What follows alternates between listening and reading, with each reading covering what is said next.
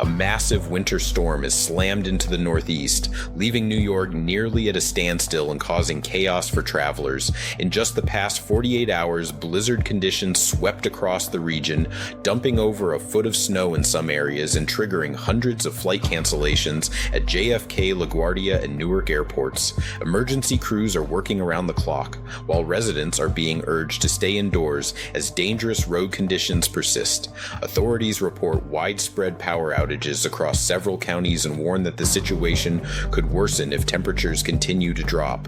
The Port Authority has deployed extra resources, but they say full recovery could take days given the scale of the disruption.